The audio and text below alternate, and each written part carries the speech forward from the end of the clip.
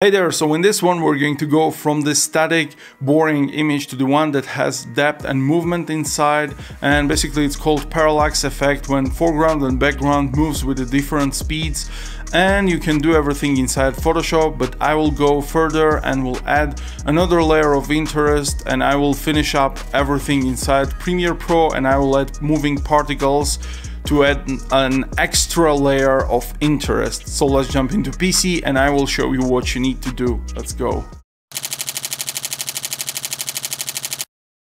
So we're inside Photoshop, and first thing that we need to do is we need to separate our character from our background, and for that we're going to use object selection tool, and I'm gonna click on our character here, and you can see that Photoshop made a nice selection there, and you can go and refine the selection, but I'm pretty happy with this one, and I'm gonna press Ctrl J to duplicate our character to a new transparent layer. So you can see here there's only our character. So next thing that I'm going to do, I'm going to go to the background layer, Control click on our layer to make a selection from that, and I'm going to turn off the layer 1, and then I'm going to go to the select, modify, and I'm going to go and expand the mask for like 5 pixels or something like that. And next I'm going to go to the edit, fill, and make sure the contents is on content aware, and I'm going to click OK here. Boom, our character is gone from our background. So select the select here, and you can also go and correct things here. Let me zoom in. So you can see some artifacts in here going on, and it's not a perfect fill, but I'm happy with it because my character is going to cover this part, so I'm not worried about that. But if you want to, you can go and use the clone stamp tool and start doing things like this to make it look nicer. But as I said, I'm not going to do that. I'm just going to save this as a separate JPEG file, and I'm going to save this as a separate PNG file. So in order to save this as a JPEG, just turn off the layer 1, go to the file, save, copy as, and choose JPEG, save, and that's all. And for this one, we should go file, save, copy as, and we're going to go to PNG. So in order to have this transparency in the image, you should always save as a PNG file. So just go save, large file size, and press OK. And from here we're jumping to Premiere Pro. So we're inside Premiere, and I already imported our images in here and also the particles, and I will show you what I'm going to do with them. So first thing first, we need new item and sequence, and nothing fancy. This is just 4K 24 FPS sequence.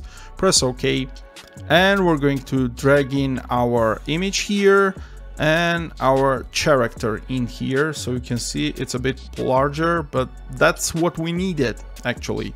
So I'm gonna go to the background one, and I'm gonna scale this down because at the end we're going to scale it up.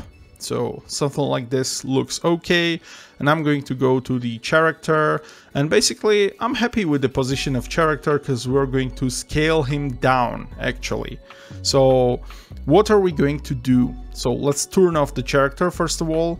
Let's go to the background one and click the stopwatch on a scale, so you can see this little diamond in here, and go all the way to the last frame, and let's expand our background to the 82. Should look good. So let's see. So it's a smooth movement. Yeah, I'm happy with that.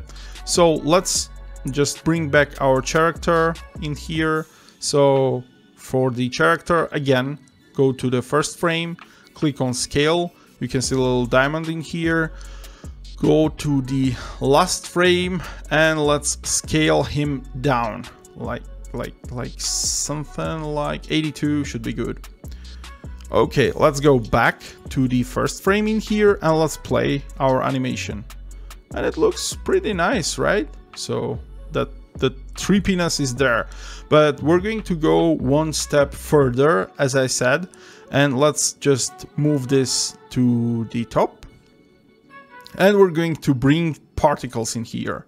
So you can see it's obviously the layer is just a small one. It's not like it's 720p or something like that. So we need to scale it up to match our frame size to something like this.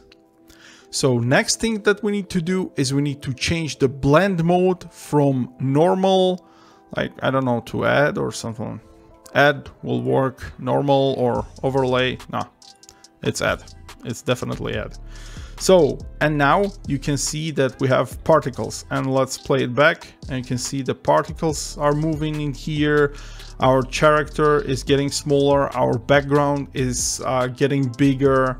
So, and basically you can go here and cut this part and remove it. So we will have this animation in here. So we created this perfect animation from a static boring image. So guys, now you know how to bring life into your images, and basically this is it for today's tutorial, and I hope you liked it and you find it useful, and if yes, please put the thumbs up, it will help a ton. Sub to the channel, and I will see you in the next one. Till then, stay awesome.